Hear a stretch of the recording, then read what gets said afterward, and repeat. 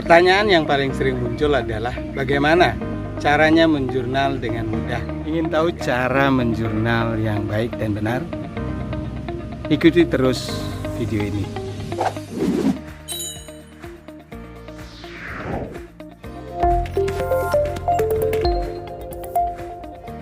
Selamat datang di Jurnal Akuntansi Keuangan, channel khusus akuntansi keuangan dan pajak di Indonesia.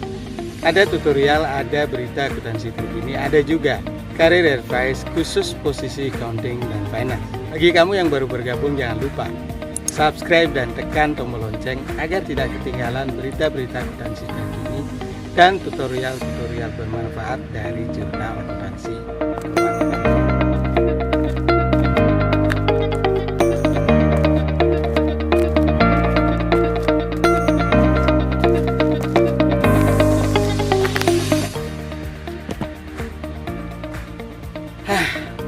Akhirnya selesai juga urusan tutup tahun.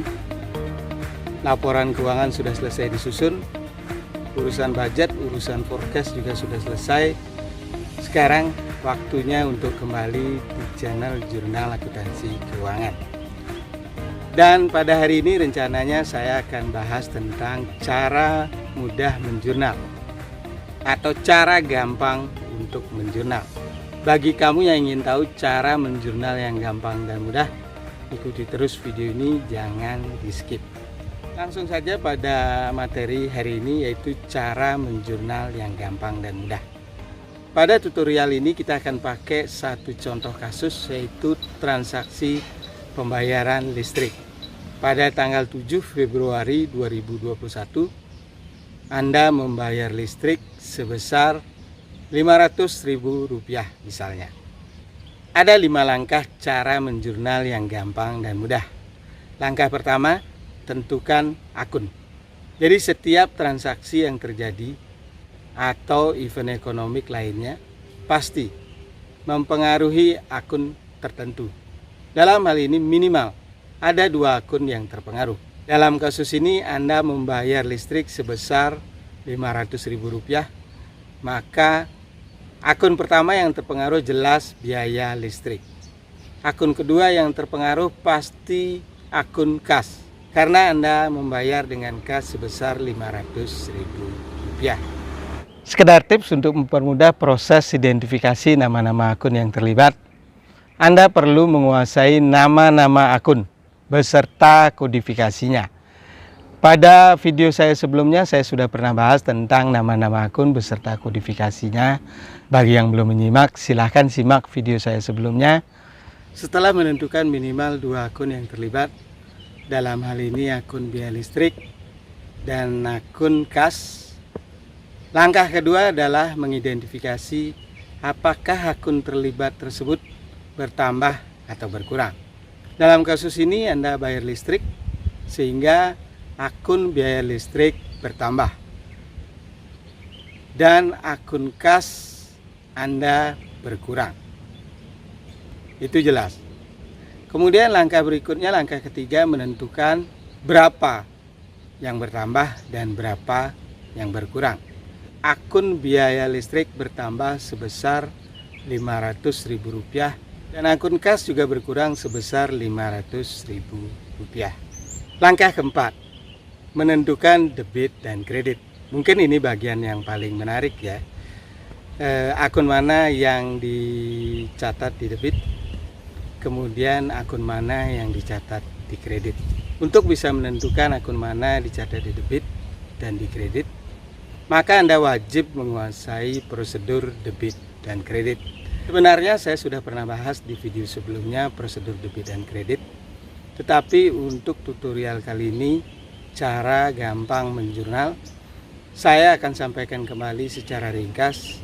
Ada 5 prosedur atau peraturan dalam menentukan debit dan kredit. Prosedur pertama, bila akun kelompok aset bertambah, dicatat di sisi debit, sedangkan bila berkurang, dicatat di sisi kredit. Jelas ya? Bila akun aset bertambah, dicatat di sisi debit, sedangkan bila berkurang dicatat di sisi kredit. Kemudian yang kedua, untuk kelompok akun liabilitas atau kewajiban atau utang, bila bertambah justru dicatat di sisi kredit, dan bila berkurang dicatat di sisi debit. Kemudian prosedur ketiga yaitu untuk kelompok akun modal atau ekuitas pemilik, bila bertambah justru dicatat di sisi kredit, dan bila berkurang di sisi debit, sama seperti kelompok kewajiban. Kemudian prosedur yang keempat untuk pendapatan, bila bertambah dicatat di sisi kredit, bila berkurang juga dicatat di sisi debit, sama seperti kewajiban dan modal. Dan terakhir, prosedur yang kelima atau aturan yang kelima untuk kelompok akun biaya dan harga pokok penjualan, sama seperti aset, bila bertambah dicatat di sisi debit, dan bila berkurang dicatat di sisi kredit. Anda perlu menghafalkan prosedur ini. Bila belum hafal, sementara dicontek dulu, tidak apa-apa. Nah, dalam kasus ini biaya listrik bertambah, maka ikut aturan kelima, bila biaya bertambah dicatat di sisi debit. Kemudian akun kas berkurang, ikut aturan pertama, bila aset bertambah dicatat di sisi debit, dan bila berkurang di sisi kredit. Nah, dalam hal ini akun kas berkurang, maka dicatat di sisi kredit.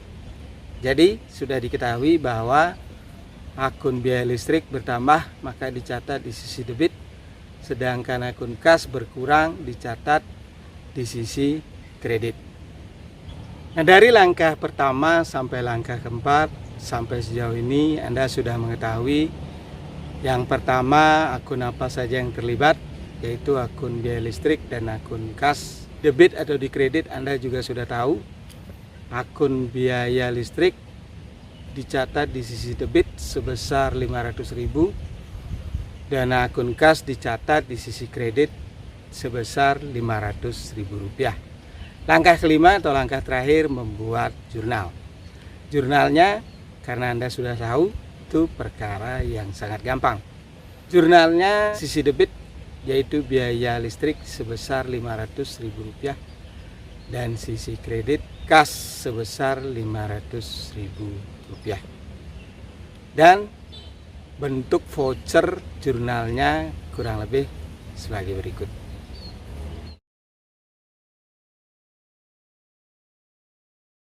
Ternyata sama sekali tidak sulit ya proses menjurnal. Yang pertama, Anda menentukan akun apa saja yang terlibat, minimal 2 akun. Yang kedua, apakah akun yang terlibat tersebut bertambah atau berkurang. Setelah mengetahui bertambah atau berkurang, berapa bertambah dan berkurangnya, kemudian langkah berikutnya menentukan debit atau kredit. Setelah itu tinggal menjurnal. Gampang sekali, bukan? Sedikit tips dari saya, Anda perlu menghafalkan nama-nama akun dan prosedur debit kredit. Kalau bisa sampai pada titik di mana nama-nama akun dan prosedur debit kredit masuk ke dalam ingatan bawah sadar Anda, sehingga setiap kali melihat suatu transaksi Anda bisa langsung mengidentifikasi dan menjurnal transaksi tersebut dengan cepat. Bisa dibilang secara insting, secara refleks Anda bisa langsung menjurnal setiap kali melihat transaksi dengan hanya melihat sekilas saja. Namun untuk mencapai level tersebut tentu perlu latihan yang banyak. Di awal-awal mungkin Anda masih perlu mencontek, namun seiring waktu, seiring seringnya Anda berlatih, entah dengan soal-soal atau dengan pekerjaan yang sesungguhnya di kantor, maka lama-lama Anda akan terbiasa, lama-lama Anda akan bisa menjurnal dengan hanya menggunakan insting, tanpa harus menghafal, tanpa harus mencontek. Demikian topik kali ini, cara menjurnal yang gampang dan mudah. Bila Anda suka silahkan like, bila tidak di dislike, tidak masalah. Satu pertanyaan sebelum saya akhiri untuk hari ini. Pertanyaannya, katakanlah Anda mahir dalam menjurnal, Anda hebat dalam menguasai perlakuan akuntansi. Pertanyaannya, apakah menjurnal saja cukup? Apakah Anda mau jadi tukang jurnal selamanya? Sampai ketemu.